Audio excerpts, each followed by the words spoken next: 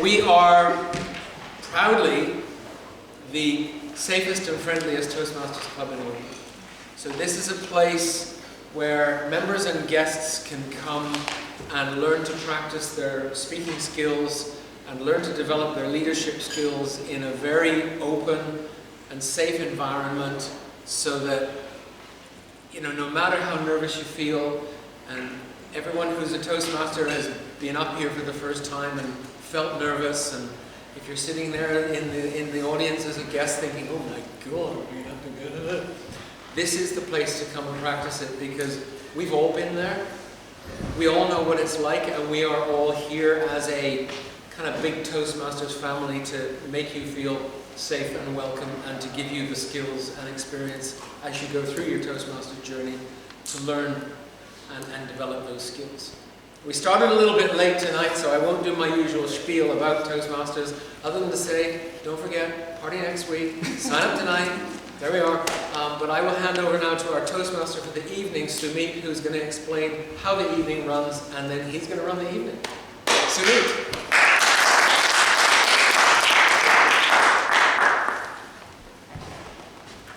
David mentioned about learning and development. Now, learning is one of the things which is very important for all of us. We all, when we came to this evening today, have made a choice. We have made a choice to come to this evening and not watch a football match, which is Man U versus Burnley or West Ham versus Leicester City. We have made a choice to not meet our friends tonight. We have made a choice not to be with our family or our loved ones. But we have come to choose this evening over here because we wanted to learn something. Apparently, Michelangelo had said at his deathbed that I'm still learning. After making all the Sistine Chapel and 800 other works, he is still learning. So for us, the journey has still begun. Now, this Toastmaster is not just about better speaking, which it is, but it is also about better listening, better thinking, and with all the speeches that we hear, we are better informed in our lives. So there are a lot of advantages coming to this evening. There is one other thing which I missed out, is it also makes you better networkers if somebody wants to do that. Now, this Toastmaster evening is like a tale of two cities, or tale of two halves. So the first half is the prepared speeches. So the prepared speeches is, there would be 4 speeches tonight, and every one of those 4 speakers would be giving you a speech which they have rehearsed and practiced, and then there would be evaluations on those speeches.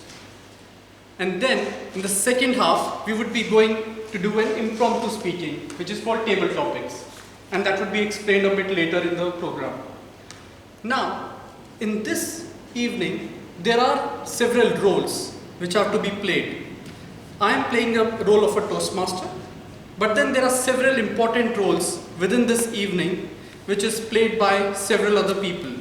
So the first role is that of a timekeeper, and I would like to introduce Dil, and who would come and explain the timekeeper's role. Dil.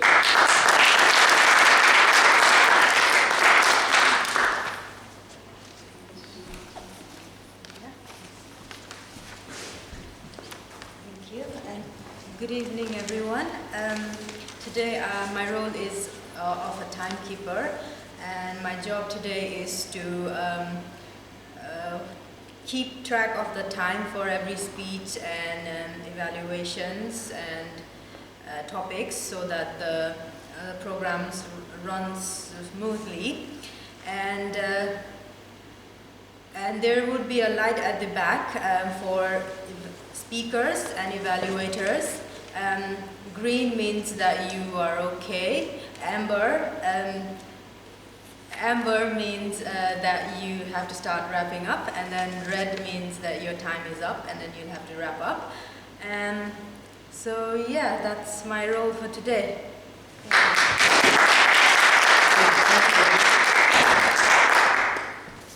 And the next important role that we are playing tonight is called a grammarian. And David has very helpfully stepped into that role tonight, and I would let David explain that role. Thank you. So the grammarian role has two parts. One is to come up with a word of the day, which I've just come up with in the last 20 seconds, and I'll share with you in a moment. And the other is to pay attention when people are speaking to the use of grammar, the use of languages, the use of language. We might become a multilingual couple, for the time being it's just English. So I'll be looking out for the use of speech, the use of interesting words, people using similes and metaphors. So similes is where you're comparing things using like or as. So he was as fast as lightning is a simile. He was lightning is a metaphor. So it's not using the like or as, but it's still using a descriptor or a comparison. And other tools and things that are popular in Toastmasters, things like using the power of three. So talking about three things, using alliteration, and using other figures of speech that can make a speech more interesting. So my word of the day that I came up, I was sitting there and I was thinking, I want to be complex and difficult. And then I thought, no, I don't. I feel really good. We've got a full house. We've got a load of guests here tonight. And I feel really happy. So the word of the day is happy. I think you all know what it means. And feel free to incorporate the word of the day in your speech. And I'll be listening for who does. Thank you very much. Sumi.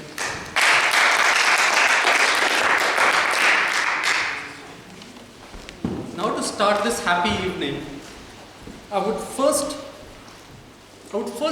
like to request you, like once you have heard the speech, can you also, there would be an evaluation slip next to each of you. Can you also write down some of the recommendations or commendations to the speaker for each role? That would be very helpful for the people who are coming in. Then, yes, that's it. So this is how the evaluation slip looks like. So for the first speaker, second speaker, third speaker, etc., you can write, and there's a fourth speaker as well, so probably you can write somewhere in the general evaluator or something. Now for the first speech tonight, which would be given by Carla, I would first like to ask the evaluator, Irina, to please rise and give us some points about the speech. Irina? Thank you. So Carla tonight is doing our persuasive influence, level 1, speech number 3. And the idea of her speech tonight is to implement the feedback that she's got last time from the speech and improve. Perfect.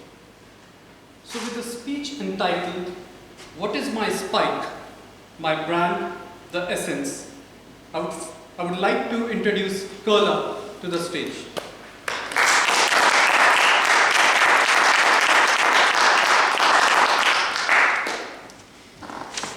Good evening, fellow Toastmasters. Good evening, my welcome guests. Good evening. What is my spike? What's my brand? What's my essence? Have any one of you ever had someone tell you everything about your life within the first 5 minutes of ever meeting you? Anyone? I had this happen to me this week, and it was mind-blowing. But I'd like to rewind back to last October, 12th October 2019. It was my birthday.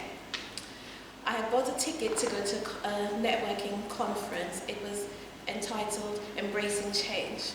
It was my birthday, I was looking good, I was smelling good, my hair was looking good, and I rocked up to the conference very early because I thought I'll need to be sitting at the front because I paid £100 for my ticket.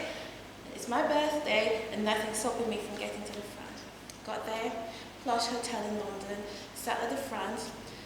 At some point during the morning, they said we had to move a row back because the front seat was for the designated speakers. I thought, okay, I'll move one back, but I'm not going any further because I've paid £100 for my ticket. Shortly after that, a gentleman walks up, sits down at the front. One side says to me, maybe I should tap him on the shoulder and says, this is for speakers only. He's wearing a t-shirt, looked like it's been washed 1,000 times, wearing ginger but my sensible side said, mind your business, so I did. Lo and behold, we were told to give a hand for the keynote speaker, Mr. Rene Carriel.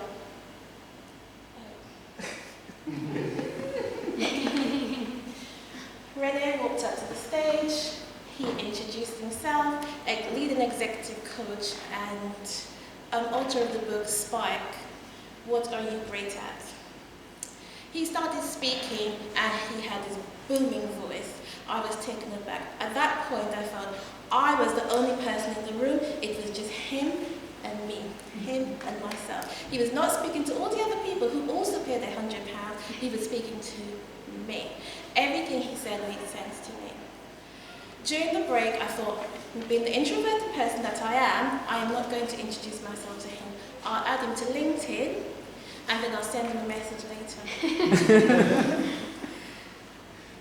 On the afternoon, I sent him a message saying, Dear Renee, it was lovely seeing you at the conference today. I really enjoyed your talk.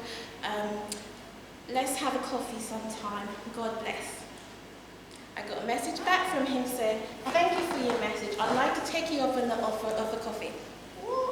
I'm sure he said this to every single person he spoke to that day. I thought, I'll take. I waited 2 weeks. Sent him an email saying, hello Renee, I'm just reintroducing myself. I'd like to take you up on that offer. He said, okay. Booked me in for an appointment. 21st January 2020. New month, new year, new decade. I was like, okay, I see how that goes. I tried not to think about it the whole time. Then it got to last week and I thought, right, how is this conversation going to go? What do I talk to him about? Do I read his book so that could be a conversation piece, or should I just let it flow? I thought I'd let it flow. I went to his office. I got there 45 minutes early. I introduced myself to him, and we sat down.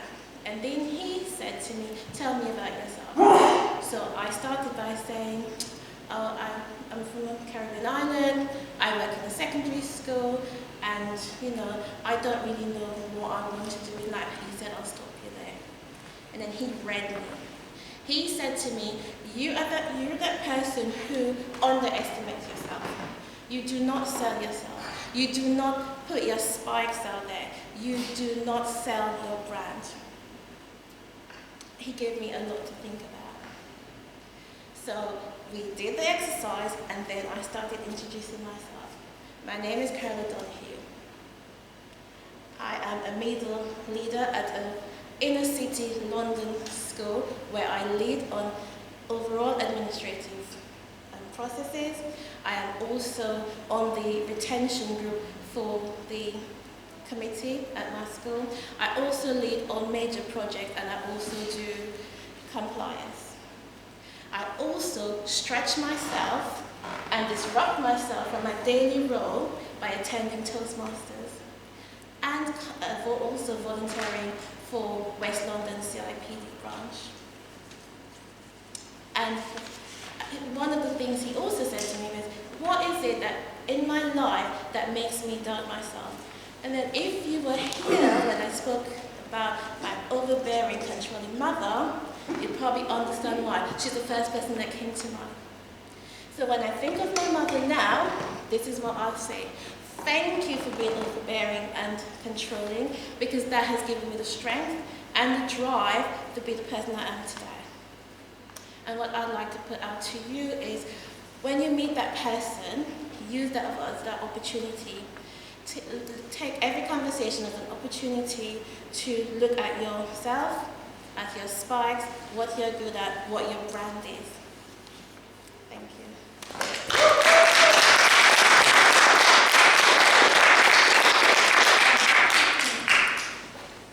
Thanks Carla for informing us how to go about building our spikes, or probably finding our spikes. Can we have a minute on the clock please to fill the evaluation slip for Carla?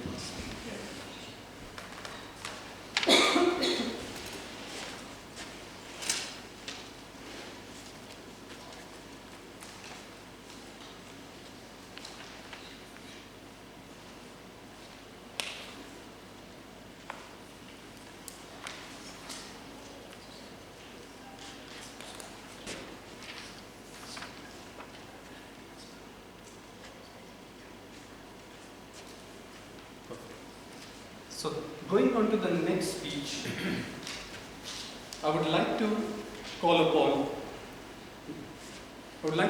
the second evaluator, Jayesh De Silva, to say the points about the next speech. Jayesh, if you can please rise and give us the points. The next speech is given by Tim, and it's from the manual, Competent Communicator Manual. It's Project 7 in this manual, and the Project 7 is research your topic. And in this project, the objectives of the speaker should be collect information about your topic from numerous sources, carefully support your points and opinions with specific facts, examples and illustrations gathered through research, and the speech has 5 to 7 minutes length. Thank you, Jayesh. So the next speech by Tim, and the speech entitled, "Who is the greatest England striker ever?" I would like to call upon Tim to the stage.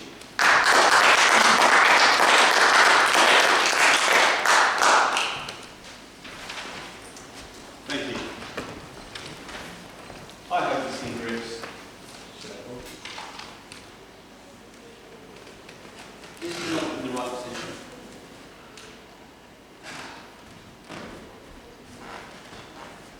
It takes rather centre stage.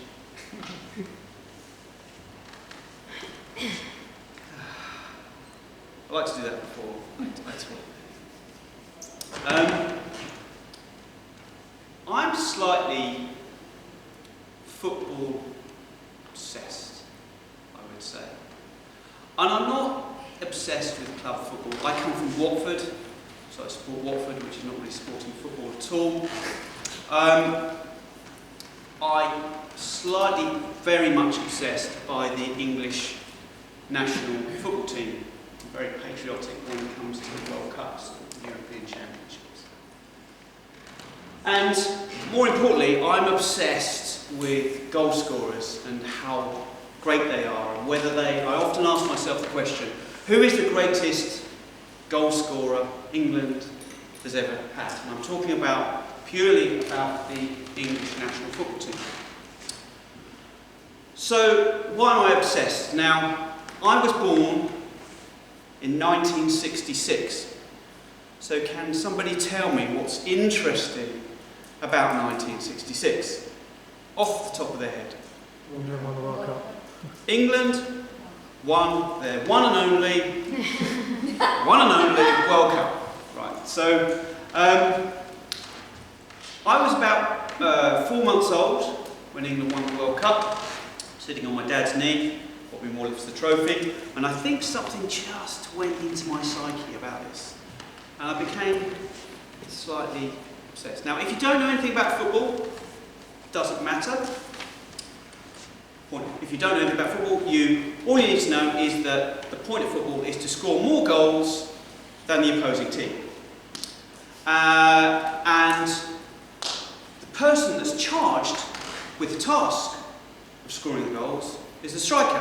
the main goal scorer. And if he doesn't score goals, he's fired. So it stands to reason that the greatest goal scorer of any team is the one who scores the most goals. So I'm going to do my get rid of post-it notes bit, a sort of element of surprise. These are orange, not the most important. But you could easily conclude from this, if you can see it, that Wayne Rooney is the greatest goal scorer, English goal scorer of all time, with 53 goals. Thank you, good night. Hang on, hold on a second. The metric that a lot of people use to establish whether a goal scorer is any good is essentially the strike rate. Now the strike rate, what people didn't know, is basically the number of games compared to the number of goals scored. So, let's do some simple arithmetic. Say for example, you've scored 100 goals, okay? And you played 50 games. The strike rate is 2. 2 goals per game, right? So, in my carefully crafted table, I want to do a bit of surprise. I think the post-it notes are a bit rubbish, but we'll go on. So, as you can see from this table, right at the bottom is a guy called Vivian Woodward. The strike rate of 1.26. That's 1 and a bit goals per game. That's a good strike rate. However, Vivian, great name, I think, was playing for England between 1903 and 1911. Now, during that time, there was no competitions. They just played games. They won or lost. There was no World Cup. There was no European Championships. So, essentially, you can just win and lose. No sensitivity, no pressure. So, we discount him. Nat Lofthouse. He played in World Cups. He played in 1953 and scored 6 goals. Pretty good.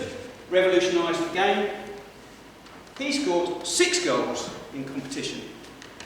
Pretty good, but there are others up here who scored more goals in one competition. Harry Kane, current golden boy for England. 32, not bad, not bad. Strike rate of 71.71, pretty good. Scored 6 goals in the last World Cup, 2018 World Cup. Got the golden boot. You get the golden boot if you have scored the most goals in essentially a World Finals tournament. So he's pretty good, but I think the jury's still out. Michael Owen scored against the best. Scored a wonder goal in 1998 against Argentina. Has scored a hat-trick against Germany in a qualifying game, an important game, and scored against Brazil. Thing is, his career got cut short because of injury, and he could have been great. He had an ankle injury, so he could have been great, but I still think he's not the greatest. Jimmy Greaves. My dad said that Jimmy Greaves was the greatest goal scorer I'd ever seen. Jimmy Greaves got a good strike rate, 0.77. But the thing is with him, he's what you might call a flat track bully. So he's very good at scoring against rubbish teams. But actually, if you look at his record, he scored a handful of goals in competition. He should have been in the 1996 World Cup squad, but didn't make it because he got injured. Jeff Hurst scored 3 goals in the World Cup final, so he goes down in history. So he's slightly eclipsed by him. I want to talk about Wayne Rooney. Wayne Rooney has got 53 goals, but his strike rate isn't great. And the thing is, he didn't score many goals in tournament football. So, I mean, for 2 tournaments, he didn't score at all. So that leaves Bobby Charlton and Gary Lineker. Gary Lineker was extraordinarily fast, and that was his stock in trade. He could run 100 metres in 10.8 seconds, really fast. He sort of entered the scene, came into the squad in the mid-80s. 1986, the Mexico World Cup finals, scored against Poland, hat-trick, scored against Germany in semi-finals, scored 2 penalties against Cameroon in the Italian 90 World Cup finals. Very good. Bobby Charlton. the only midfielder in this list. Bobby could score with both feet. He had a thunderbolt strike. He could score from 30 yards out.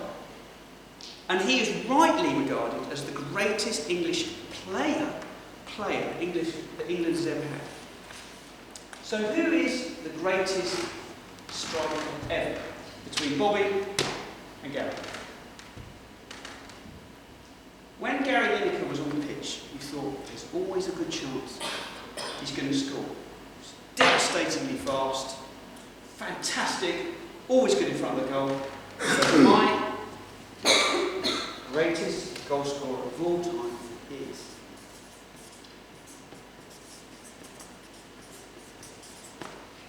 Gary Lineker. This is Toastmaster.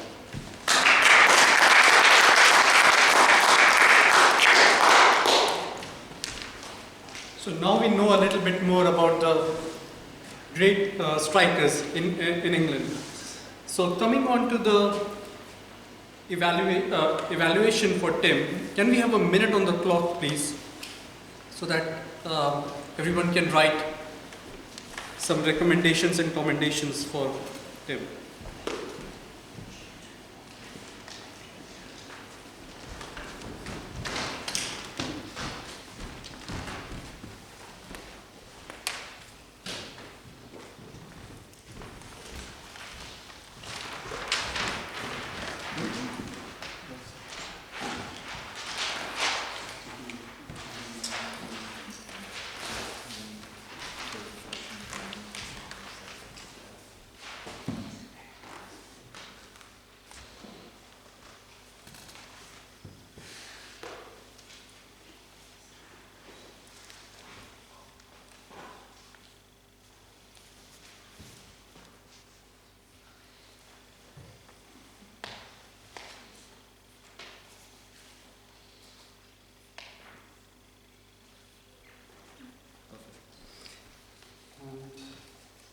Coming on to the third speech, I would like to ask the evaluator, Simon, to give out the points of Faris' speech.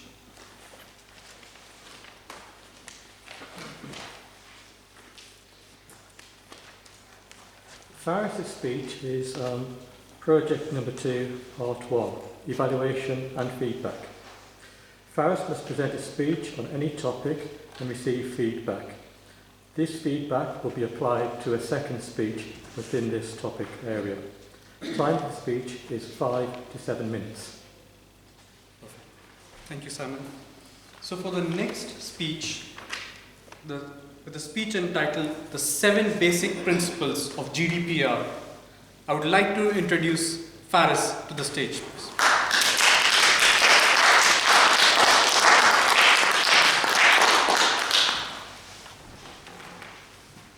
Good evening, fellow Trojans and well-respected visitors. I'm happy to present about GDPR. Who run business here? Who don't know about GDPR? I'm glad you all know. The basic, GDPR is very complex stuff. GDPR is the European Union General Data Protection Regulation, which protects the personal data of the European citizens. There are 7 principles in the GDPR. We as a business, as a human being, we have to collect the data we lawfully, fairly, and with transparency. That's why GDPR, compared to the Data Protection Act or the 1995 Data Protection Act, it is very clear. Every business has to be fair, transparent, and lawful in collecting personal data. The second point is purpose limitation. we have to collect personal data for a very precise, clear purpose, with no any ambiguity. And it has to be used for that purpose only. The third principle is data minimization. The less we collect data, the better. Because if we collect more data than we need, we could end up in violating and breaching data, or personal data. The third principle is accuracy. Every data that we hold about our business or customers, employee,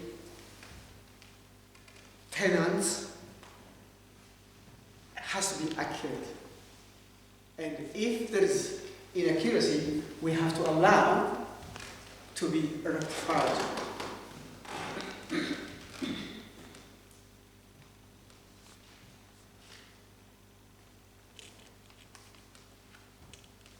Number 5 is storage. We have to storage any personal data where it can be fetched and its accuracy can be verified, or down the line, if the subject asks for the data to be removed, so that it can be easily removed. The storage has to be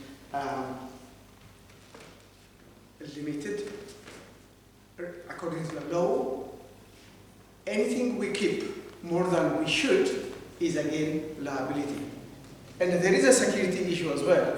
When we store any personal data, we have to secure it. Data has got two formats: data in transit and the data in at rest. So the storage is at rest. So we have to apply all technical things that will allow us to make it secure. And number 6 is integrity and confidentiality. There are 3 words when it comes to any security, whether it is GDPR or any data protection or cyber security, something called CIA, or they call it the CIA triad. It's confidentiality, integrity, and availability. So when we keep any personal data for our business purpose, we have to make sure it is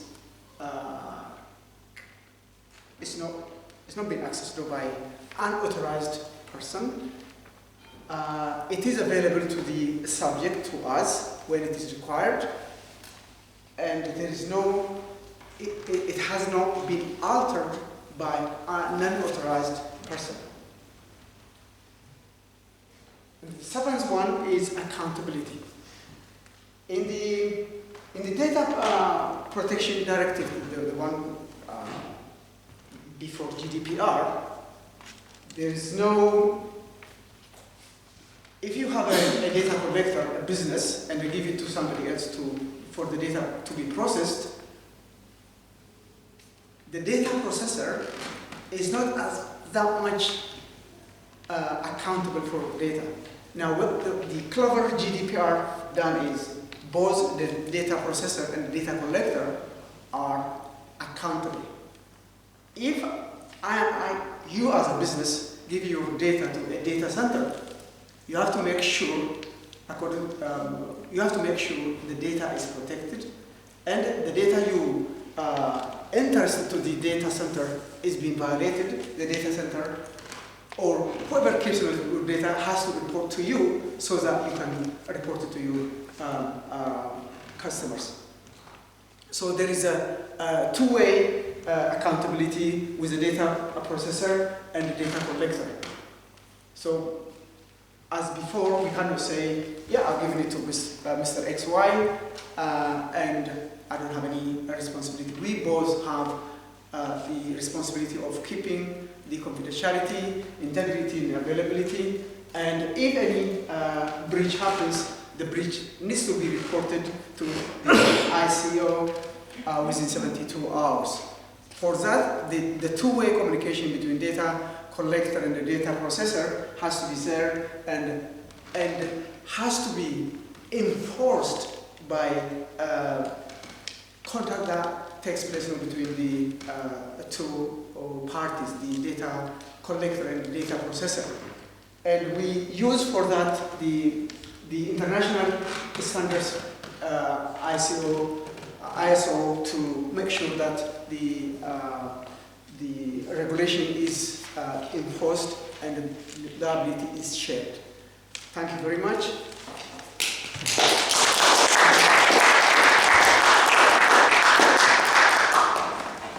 Thank you, Faris, for a speech on GDPR. Can we have 1 minute on the clock for evaluation slip for Faris?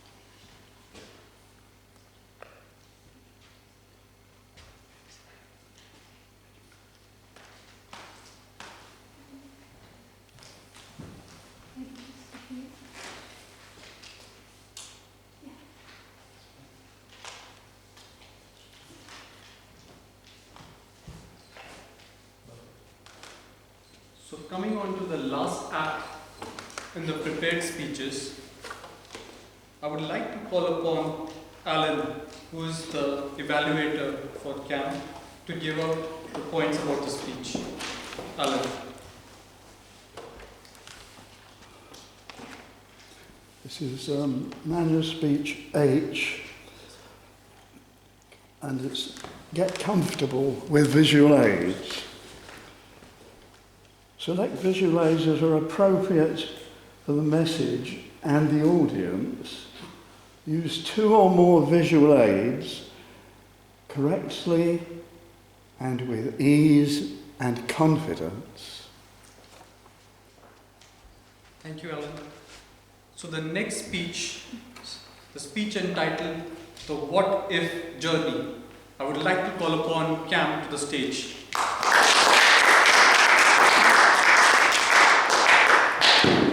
Okay, so good evening, fellow Trojans and most welcome guests. Tonight, I'm going to take you on a journey. It's called the What If Journey. So I'm going to set the scene. How many of you have seen this film? Okay, a few people. So I'm going to quickly explain what the film is about. So this lady called Helen is sacked from her job. She's making her way home, but she misses the train. But in a parallel universe, she catches the train. And by catching the train, she faces a totally different reality. So this got me thinking about my grandparents, because they came to England from India in the 1950s. But what if they had decided not to come? What if I had the same parents, but they had stayed in India? So tonight, ladies and gentlemen, I'm going to explore a parallel reality. I'm going to look at 4 areas: what my environment would have looked like, my family, my education, and my relationships. So I want to apologise to any Punjabis in the room. This is all assumptions of what my life may have looked like. I don't want to offend anyone from the Punjab. So, I was born in a town, a city called Wolverhampton in England, which is in the middle of England. But if my grandparents hadn't come over, I would have been born in India, in a village, a rural village in the Punjab, which is called Danuli, and it's in northwest India. So that's where I would have grown up. So my grandparents left the lush green fields of the Punjab, and they settled in Wolverhampton. They left behind this warm, beautiful climate, and they came to England and faced this. Nice and rainy, cloudy Britain, but yeah, it must have been a bit of a shock to the system. But my granddad, when he came to England, he started working in a factory. But if he'd stayed on in India, he would have been a farmer. He was a farmer, actually. They farmed their own land. And I'm pretty sure that my dad would have followed in my granddad's footsteps, and they would have farmed. My mum, who goes out to work in the UK, she would have been a housewife. She probably would have stayed at home. She would have cooked, cleaned. She would have maybe milked the cows. It would have been a much simpler life.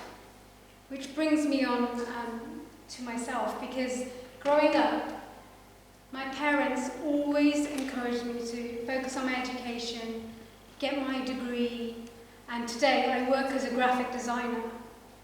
Now, this is, again, a really big assumption, but based on my female cousins and the life that they live, I'm pretty sure that I would not be a graphic designer if I was born in rural India, right? In the rural village in India. I think I would have followed in my mum's footsteps.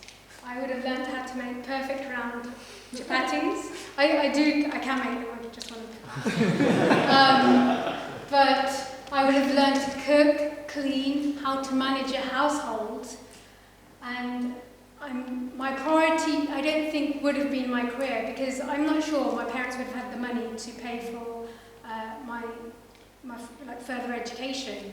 So I'm assuming that by now I would be married, which takes me to my relationships, because in India I would now be classified as pretty old, so I think, and a suitable boy would have been found for me by now, and it would have been none of this going out on a Friday night date and having a cocktail. I think it would have looked more like this. He looks really happy, she doesn't. I'm just saying something. So that kind of concludes my what-if journey, and I've made a lot of assumptions, but you know, my life could have been totally different if my grandparents hadn't come over. So I'm grateful to them for having the courage for coming over, because it's meant that I've had access to opportunities, and I've had the freedom to do what I want and make certain decisions which I probably wouldn't have made if I'd grown up in rural Punjab. But before I leave you, I do want to finish off with one thing, and that is the grass always looks greener on the other side, right? But maybe we need to appreciate the current reality that we find ourselves in. Ladies and gentlemen.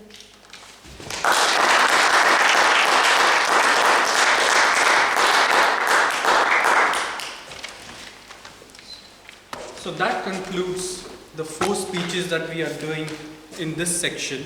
However, there is still something to be done. Can we first have 1 minute on the clock for CAMS evaluation?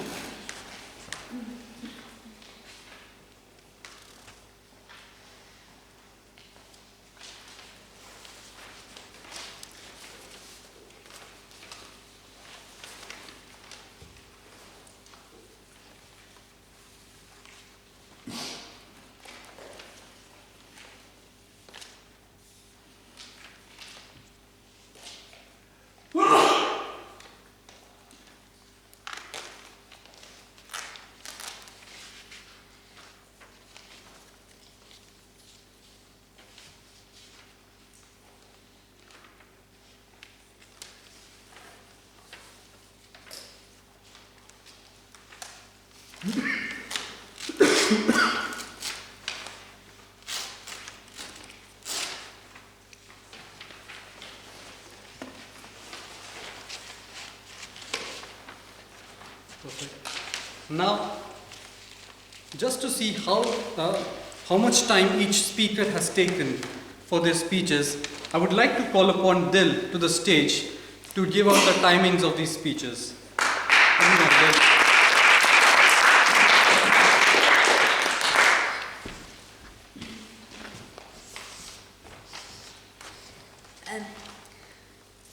That was great speech from everyone.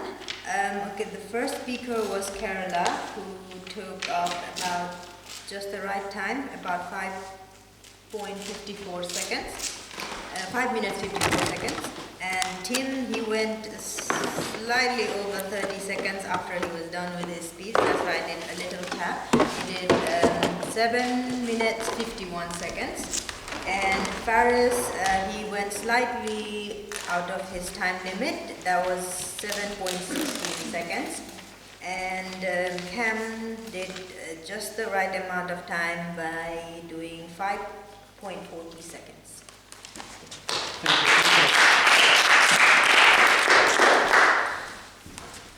Now, I would like to ask all of you if you can give the nominations for the best speaker for tonight. So there's this second last slip on this evaluation slip. If you can fill in your best speaker over there.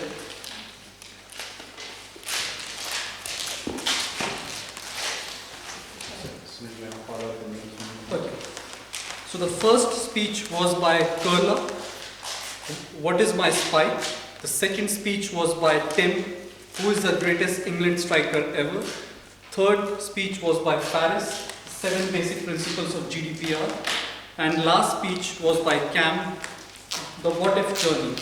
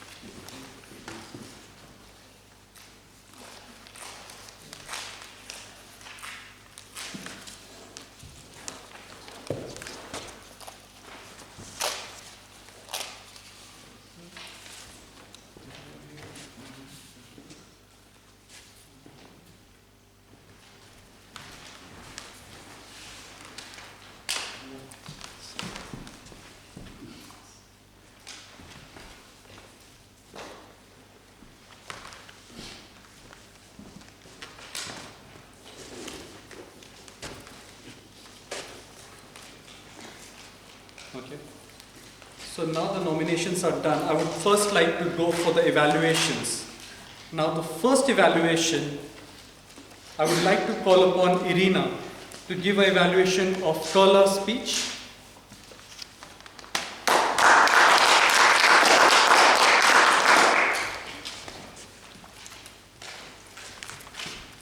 Good evening, everyone. So first of all, let me congratulate Kerala for completing her speech number 3, and I think if I'm not wrong, level 1, as the pathways. Yay! So as the speech said before, the purpose of this one is to implement the feedback from last time. So I'm going to mention 3 main things that she needed to work is the use of stage, the cards, vocal variety. So moving into that, what I've noticed today is she came on stage with a big smile. She opened the evening with her first speech. She's done very well in terms of implementing some of the feedback, and by that I mean the use of stage. She definitely moved more than last time. She moved to the left, to the right, not just sitting in one place, which is very good. She didn't use the cards, which is a great benefit for her. It let her time to improvise things. In terms of the delivery, I would say eye contact is still an area where she can go further and explore how she can do that. Good gesture on the other side. She used the hands a lot and show us different things. Good humor as well, by saying a shirt was washed 1,000 times, or I got 45 minutes early, which get that into the scenes, and we all laughed, which is very good. I felt like to improve on the delivery is how actually the speed of your voice, you could talk a bit faster in some areas and a bit slowly in some of the areas of your speech. In terms of the content, I felt it was really good in a chronological order, ending with an impact and kind of call to action for us next time meeting a person to explore our spike and put that in front of the other people. I think she could excel at or challenge herself maybe next time to add more metaphors. For example, when she first came here, she described herself as smelling good, looking good. She could say that in other words, something like smell like vanilla ice cream, or a bouquet of summer rose, or something like that. Can improve on that one. Apart from that, great speech. Congratulations one more time.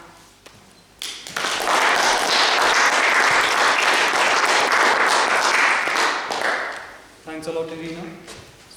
Coming on to the second evaluation, for Tim's speech, I would like to call upon Jayesh De Silva to the stage.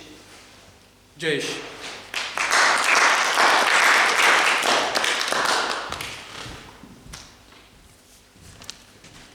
I'd like to say that I'm really happy that I listened to Tim's speech and had the opportunity to evaluate this. Because I did just come away with some information which was interesting about the greatest England striker, but also about crafting a number 7 speech, and in general how to start a speech properly. First of all, when Tim came in, he brought with himself a visual aid, nice brightly colored post-it notes. It was very, it grabbed my attention because I wanted to see what was going on behind the scene. And then Tim placed himself right at the center and exhaled. I think that set the scene. I think it also helps the speaker to calm down, a deep breath. And it gives the audience some time to take it in, be prepared for something interesting.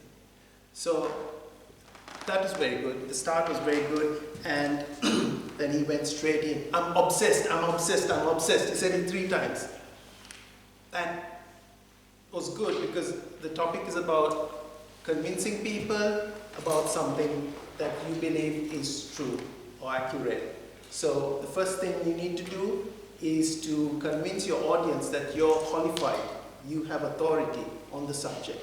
And I think Tim got that across to us by saying that he's so interested in it. So those are points that I think are very strong, and we should all incorporate into our speeches. Where I think Tim's speech could have improved was by giving giving his opinions support through perhaps the use of pundits or something like that. I liked very specific numbers, like Gary Lineker's running so fast that he did 100 meters in so many seconds. That was a very interesting point, but it could be enhanced by adding a few words about the source, as per sourced from the BBC or something like that. It gives more strength to your facts. He also brought in some humor, which is very good. It's always keeps the audience engaged, keeps the interest going, and anecdotes. My dad said I was born in 1966. That's really still in my head because I was probably on my father's knees watching the match or whatever. So, those sort of tidbits really bring you into the speech. So I think we can all learn from that. And I see my time is coming to an end, so I'm going to wrap up by summarizing the research topic. The objectives of the speech is to gather information and carefully support your points. And that Tim did very well. Bring in more pundits, quote your sources. That will increase the strength of your opinions and add the icing to the cake. But really well done.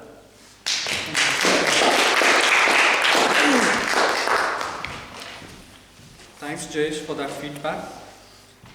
Coming on to the third evaluation, I would like to call upon Simon to give an evaluation of Faris' speech, the 7 basic principles of GDPR. Simon.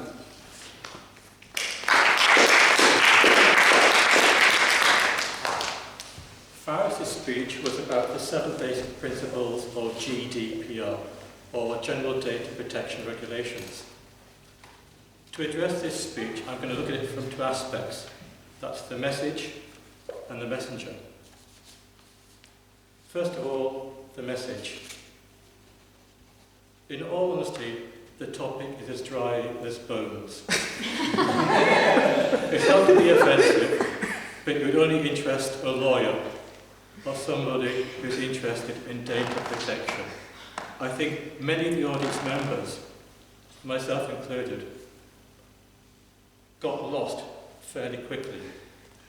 One of the reasons being, it's more than just reciting the 7 data principles, which is important. But for someone like myself, if you can amplify them with perhaps little vignettes, real-life stories, even made-up stories, it gives a hook that will make those principles stick in somebody's mind. Because I think the majority of us will never ever have to use them, except maybe when we sign up to websites and we do other things online where we need to be aware of what we're giving and why we're giving out that information.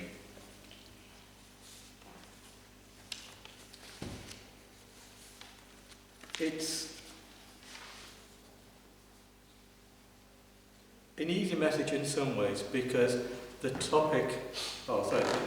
sections flowed nicely into each other. So there was a nice continuation of what you said. There was no hiatus, no big gaps. Although on occasions there was a little bit of a stumbling with moving on from the next section, from the previous section. And I think considering you are an expert in your field, that is something which should not necessarily happen. I think you should be confident of presenting to an audience.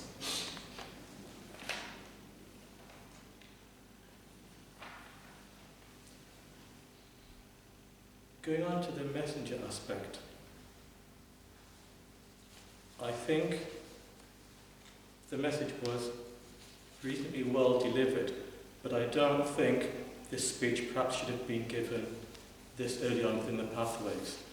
Because the subject matter and the ground you had to cover, I think would be more appropriate for maybe a speech 7 or 8 in the pathways.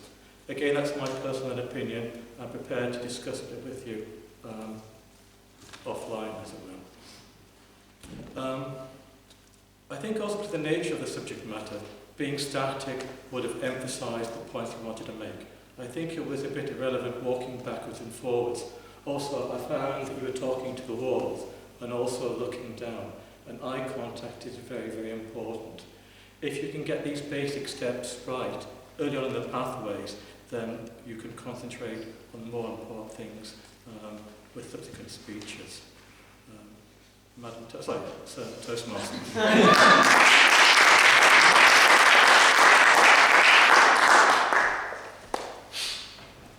So coming on to the fourth evaluation of the prepared speeches, I would like to call upon Alan to give an evaluation of Cam's speech, The What If Journey. Alan.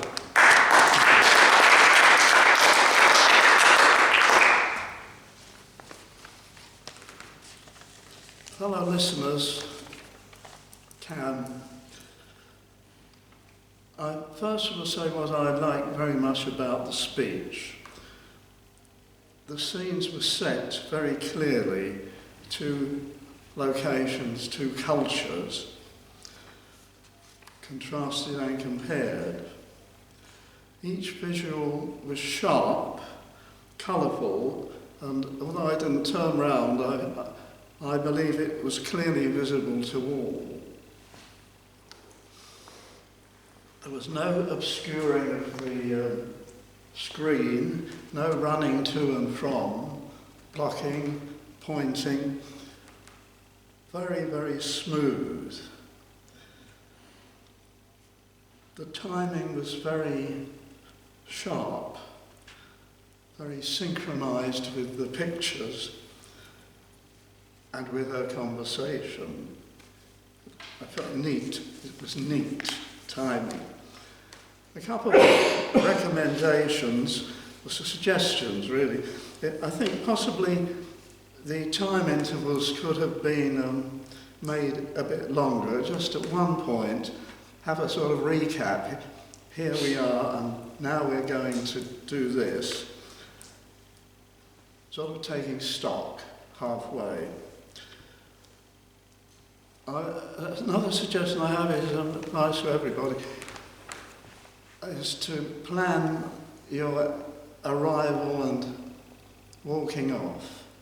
This is very visual, and it is the first and last thing the audience will remember. I do it mine with a limp, but it's not ideal. Conclusion. Cam was herself a visual. She was a visual, poised, happy, very pleasant. The speech, gestures, everything, the script, were all in accord. I think the word is congruent. There was a lot of human feeling, unusual in a thing with visual aids. It was full of humanity, personal feeling. She left us with a farewell challenge to think about these comparisons and contrasts, two cultures. Everything was, as I said, it was in harmony, a text, a body, the voice, the visuals. The visuals intensified the effect on us, the impact of the speech.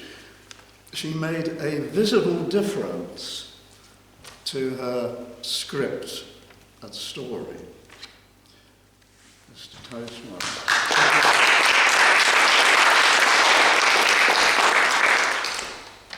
Thanks, Alan, for that evaluation. We are coming close to the end of this half. However, I also see some new faces within the crowd. So can I ask all the people who are not the members of this club to stand up and give their introductions to the rest of the people, just their name and why you are here, in 20-30 seconds.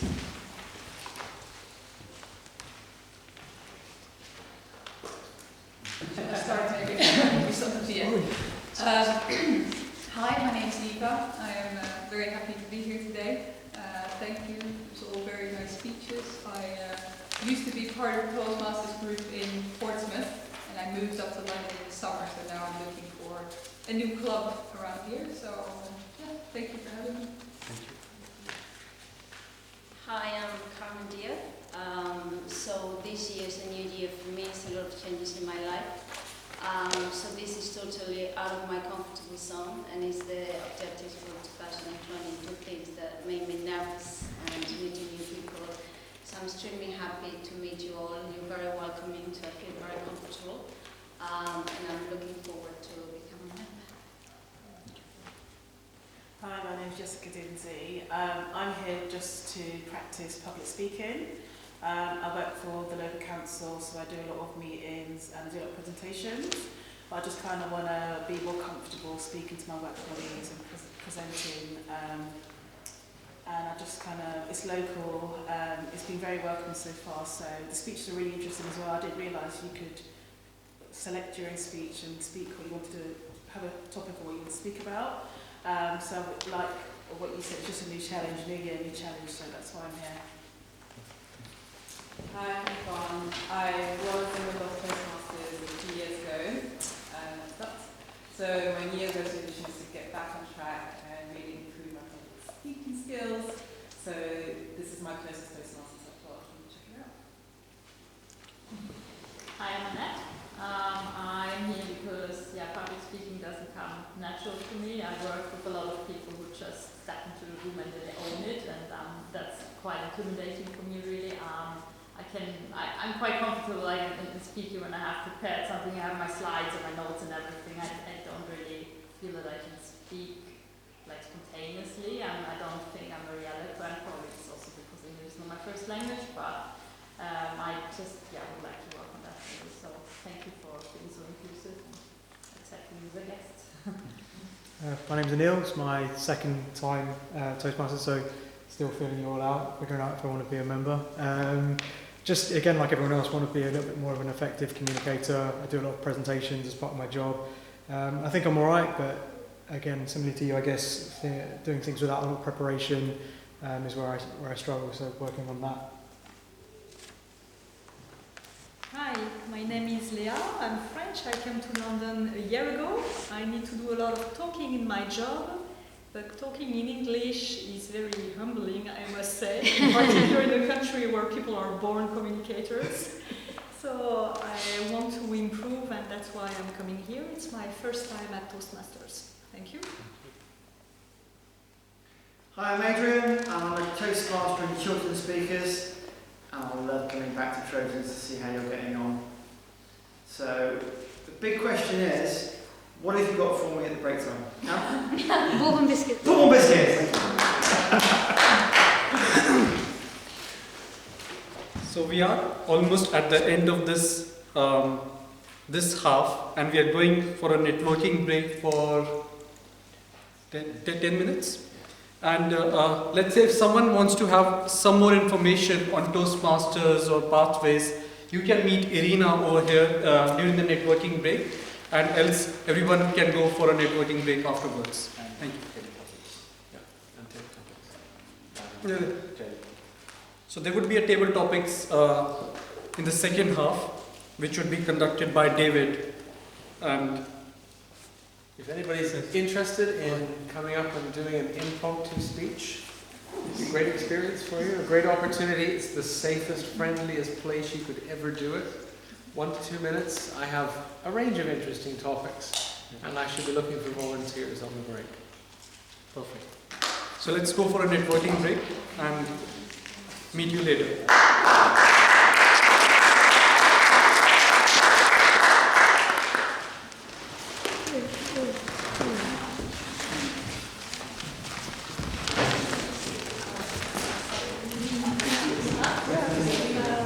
Yeah.